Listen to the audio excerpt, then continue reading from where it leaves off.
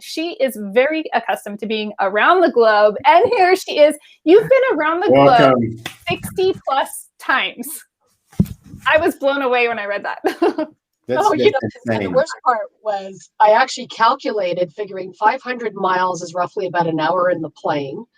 And if I looked at how many hours I spent in the plane to add up to roughly about 2.3 million miles of actual airtime, is about 9 months of my life sitting in a plane seat. Well, what's interesting, the speaker and author John C. Maxwell, he actually moved, geographically moved because he calculated that time at one moment and said, I think I'm going to move because I'm flying so often. But I don't want to detract from how amazing you are, what you've accomplished. I want to thank you here in the US. I am your neighbor. I'm up on the Canadian border, but on the western side. So hello from from my side of the world, right? But I just want to thank you for being a forerunner also for women and paving the path. I have a daughter, and it's women like you and also women like me that are stepping into these realms and just charting new territory. And I appreciate that. I think that's a great comment, and I really appreciate that. I think there's a long way to go. I think last stat, according to UN, was that women won't reach parity till almost 2046 of that nature. So we have a long way to go, lots of work to do. It is great to be pioneering. We have a tremendous amount in work to do to keep women engaged in technology, to make corporate as well as early stage and startups the kind of environment that looks at, a standard woman's life, especially as, in most cases, a mother raising children. I think one of my favorite startups is a woman who's opened a new location. Every year she's had a baby, 4 years in a row.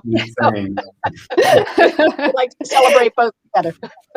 This is so true. So true. You have so much you were just a wealth of knowledge and information, having participated on, the highest level with Fortune 50 companies. And your portfolio of over 28 active investments that are reaching their milestones. I'm just so impressed, amazed, awed, and I am really looking forward, so for us to be able to grow our ability to evaluate, for me as a woman, I want to just become another replica. I want to become another Elisabeth. And I'm sure there are other women that are, out there right now watching saying, yay, go.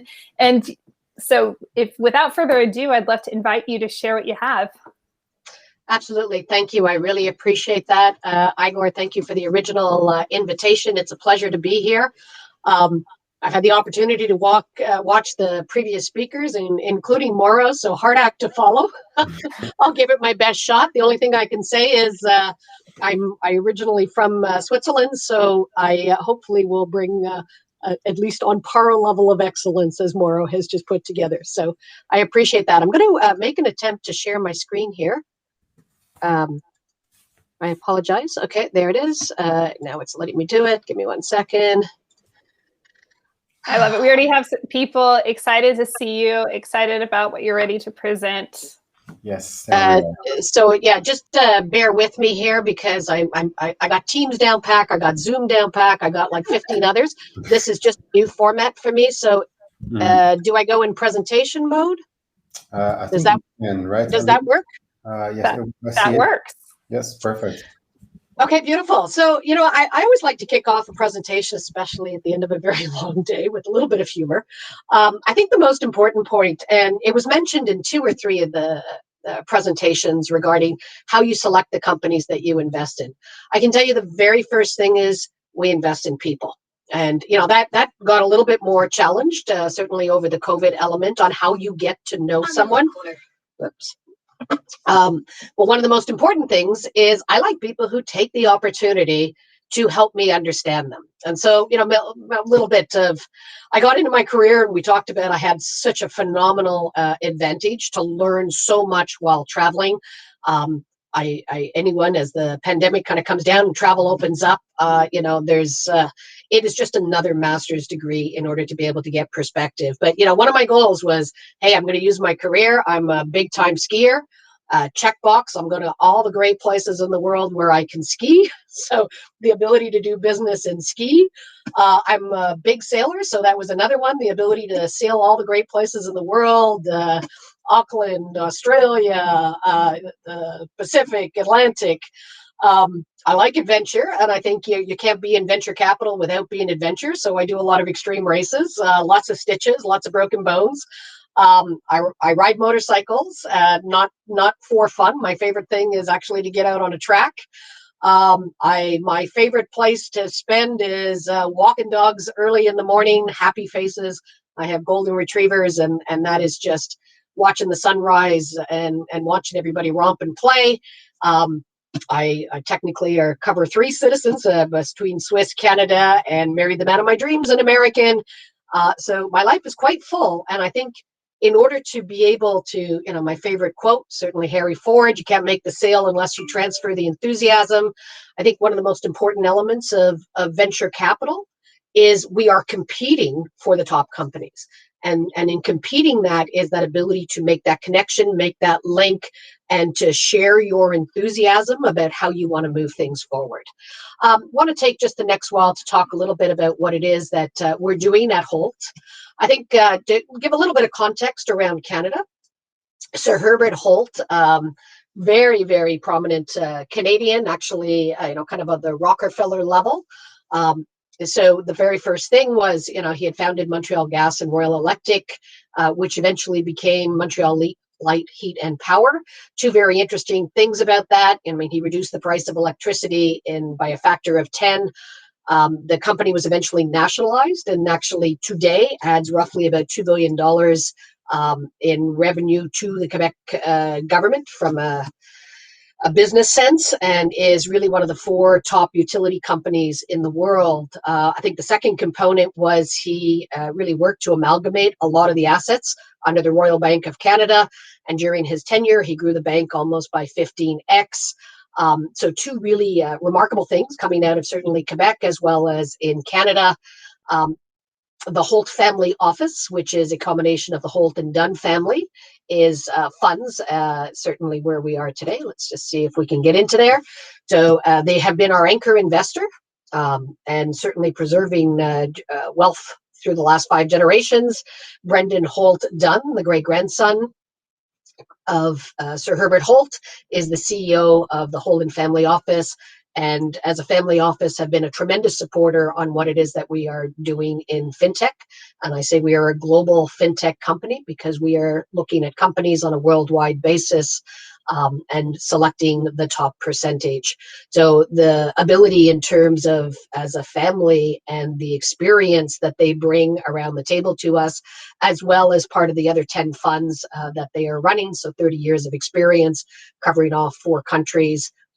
And also looking at diversification of assets in terms of how they have moved around where they are focused on, certainly has us looking at everything that is fintech underlined. Today we look and say we are probably Canada's most active fintech seed fund. We have invested in over 27 companies. And we're really, and I think this was what, the part of the discussion with Igor. We use data for everything that we do. One of the most important elements, if I look at where the hedge fund industry was roughly 10 to 12 years ago, and the significant investment into algorithms in order to look at optimization on scouting, we have started to look at that from the venture side. We're a firm believer of eat your own dog food, and that's a term that comes from Microsoft, which is look at the products that you're investing in and seeing how you can use them. So that ability to look to say today, I think I'm just going to maybe move. No, I'll come back to that one. So roughly about 300 million in terms of combined valuations. We work very, very closely with partners, and I'm going to talk to you about the impact of what I consider to be a market network effect. Really big and emerging component in the venture space. Our fund council, certainly significant expertise in terms of looking to build out a global organization. We are very much in terms of also looking at how to leverage the value and benefits of diversity, as well as key component is our academic council, certainly coming out of Canada and especially Montreal, significant level of resource around what I consider to be AI, behavioral, economics, all applied together. And so as we're building out what I consider to be how we actually scout over 10,000 fintechs a year, how we move through roughly 800 that we start to actually engage with, and I'll talk a little bit more about that. So today, over the last 3 years, so we've roughly scouted, I'm going to say, because we do 10,000 on an annual basis. So let's just say 30,000. And so when I look at data, we subscribe to every major data platform that there is. We call that data. We look for differences in that data. I look at elements in terms of, first of all, where every VC is investing, right? So there is a level of herd mentality to be leveraged. There is also the element of herd research, as well as looking at a series of investments that are happening on a global basis to say how I can be specifically involved in that trend.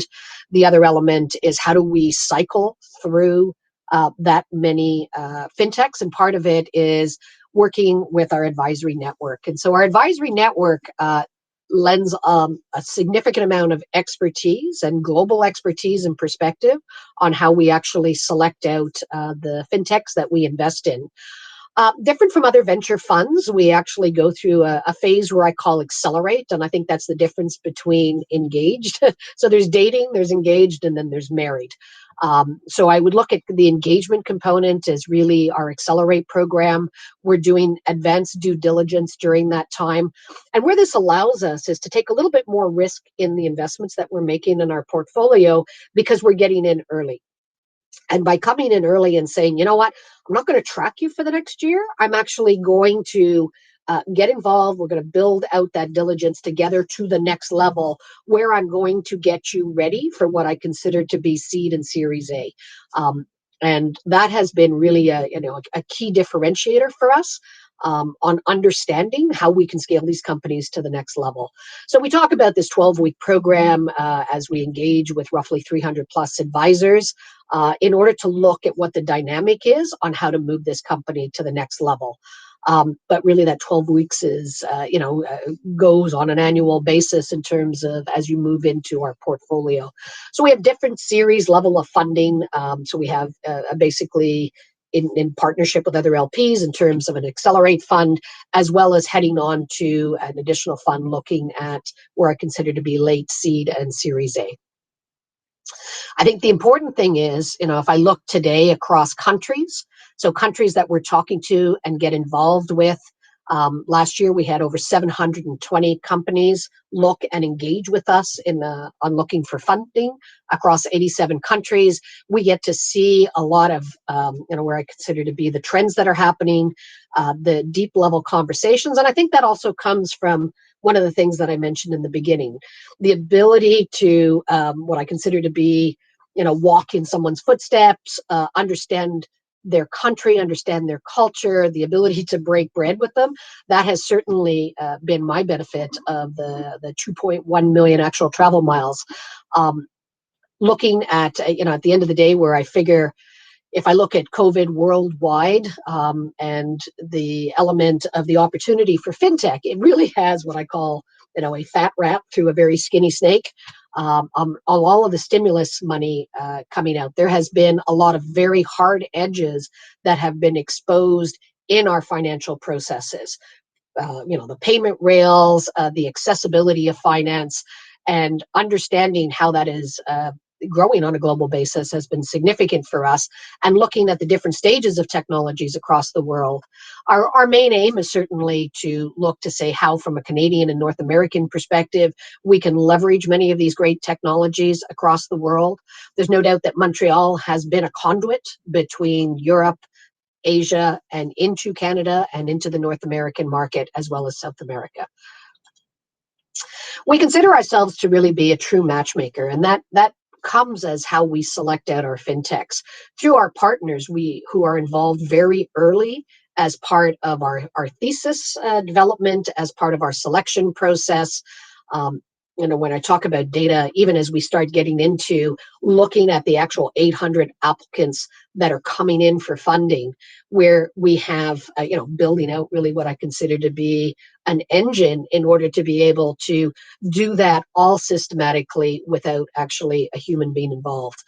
The humans start to get involved as we start to look at what are the analysis coming out of there, what are the trends coming out of there, and as we start to build out what that's going to look like, also associated with worldwide demographics happening around the fintech stage, as well as what we're seeing internally on the data that we're analyzing. The two kind of meet, and then we start getting involved in the highly human component, which is looking at are we prepared to look to engage from an investment side?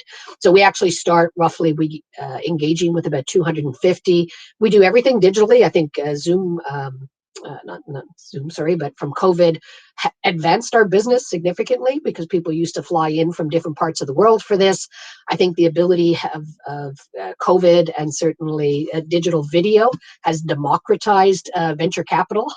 So geography used to be about power. I don't think that is the case anymore. And I think that is a super exciting trend that is going to be moving forward.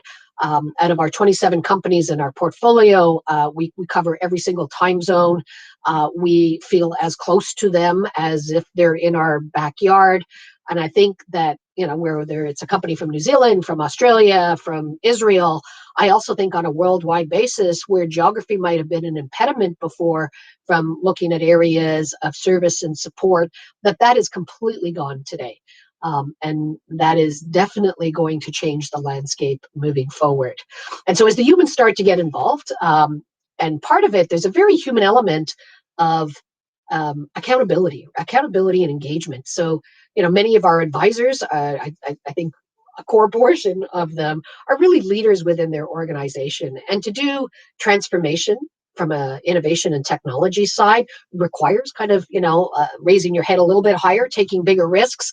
And so having those people around the table and looking at what I consider to be the vibrations of that community has allowed us really to ferret out what I consider to be some of the top fintech technologies in the world. A really important part for us, and I think certainly even amongst our management team and our own team, is we do look for diversity on all levels, from a geographic perspective, from a demographic perspective, from a cultural perspective. And due to the fact that actually our portfolio is a global portfolio, by innate nature, we've ended up being about 4x higher than the industry average regarding diversity. And I also think that collaboration between our portfolio companies makes a really big difference. And so we're very proud to continue to explore what the impact is of that. I think that we've looked a lot in terms of where we've seen today a lot of the impact in terms of bringing women in. I think that the impact of bringing in various different diverse initiatives is, and we are actually tracking that. I mean, surprisingly, this is where we look from a data side, where we wanted to go and look in terms of our advisor network on a global basis. And that's hard to do, actually. So, we put together machine learning. We went and we scraped LinkedIn. We looked at every element that we could say in terms of, how would that fit within certain race, creed, gender, etc., in order to be able to ensure that we are actually taking really global decisions in what it is that we're doing. I think the important part that we talk about, and I think this was really in terms of the conversation that I'd had with Igor, which is there used to be from the VC world to say, I need to have a look in your eyes in order to be able to determine, can I have a relationship with you? Does that relationship, certainly from a business side, and the ability to say, how do we build moving forward? So COVID has changed that. I mean, if you look at the number of deals that have been done on a worldwide basis where a founder and an investor have never actually set foot in the same room. And it's one of the things that I think people really need to think about. I look and say with the amount of digital data analysis that we're doing, is you better have a pretty good digital footprint as an individual. You better manage that footprint. There is a responsibility, I think, that a lot of people have not necessarily undertaken in that, and actually how you, I'm going to say, cultivate that. And so I look and say, as a core element, my first recommendation to any early stage company is take a long look at what it is that your digital footprint is doing. Our head of marketing within Holt actually is a computer science graduate. We look and say 80% of our efforts are digital, even on how we, reach out and scout to our 10,000 fintechs. I think that, the term marketing engineering regarding what you're doing is going to be significant in terms of impact, and especially on a bottom line, to be able to look to say, how can you build that reach very effectively in a digital perspective? And so where we look at in terms of Holt is we're this market network effect that brings together strategic startups on a global basis that we have vetted through our significant data analysis processes, and then evolving what I consider to be the augmented human process, and in what we consider to be our final kind of recommendations of where we want to invest from a portfolio that then actually gets revetted in the vibrations of our whole network. And part of that is really understanding, because there's two elements that we look at, is how quickly these companies can get to their next level of funding, their next milestones, as well, of course, into their next potential clients.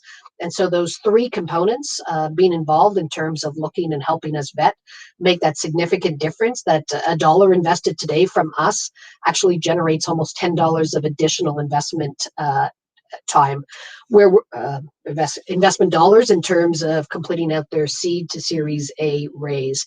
I think one of the most important things that we talk about is timing, right? It's fastest to market, fastest to funding, and that is really where we are looking. And I kind of feel like a magician that we're fine-tuning these levers as to what we can be doing in order to make that as fast as possible.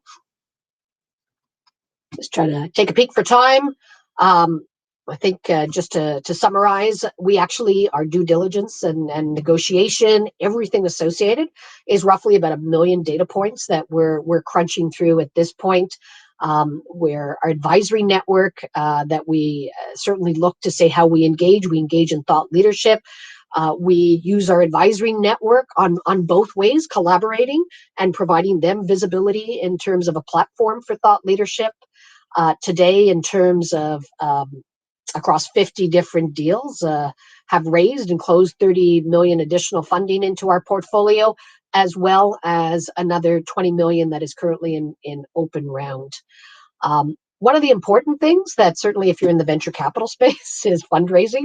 When you raise fund 1, fund 2, fund 3, you're constantly fundraising. We're applying all of what we consider to be what we've learned in that data management component also to the fundraising process. Which takes us from one to another, where we look in terms of really our thesis. And I kind of had that discussion where I said, I don't really bank as a verb anymore. So what it is that I do, and how is this bringing this next revolution to what I consider to be financial services? So I look and I say our theses are really built around core components of I am, I save, I borrow, I'm protected. And we actually have kind of a 3D Rubik's Cube on each one of these segments on how it impacts in terms of the industry and where things fit. I think I'll just leave there, because I think we wanted to potentially leave a few minutes for questions. I'm not sure. I'm just going to look for a signal there from my host. Correct. We have some fantastic questions, some very thoughtful questions, and you had so many gems. I felt like I just filled a treasure chest. Someone asked, are we in the era of, excuse me, as I read this question, are we in the era of neobanks, or is that hype after the access of the revolt? Oops, let me just try, come back, guys. I lost you somewhere. There we are. Okay.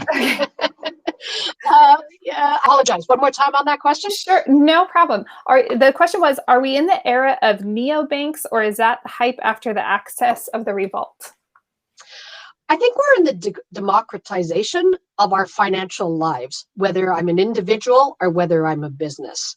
I think certainly anything that's neo I kind of, I'm from Canada, so we have icebreakers. I think anything neo is just kind of breaking through that ice. And, it's often, you've seen the challenges that neobanks face because you hit a lot of ice in the process. So I would say, yeah, I'm a firm believer that education of customers as well as businesses of what the realm is of our new digital paradigm that we're living in, all power. But unfortunately, you pay a high cost for educating, where often other people can then come in and leverage, that beautiful ice track that you've just built. So you have to kind of play both sides of that. That's true. I'll tell you, when I'm out, snowshoeing or doing something of that nature, I don't mind being second person in line, having someone else pave the way. It really works out well. We're wondering. Go ahead. I'm so I was sorry. just going to say, from an investment side, so yes, you want to be a shareholder in the icebreaker, but then you want to be a majority shareholder in the boat coming behind. So that's just my own personal opinion. Well said. Very well said. Very, very well said. How long does it take you from when you first meet a startup to when you actually invest? So that's a really great question.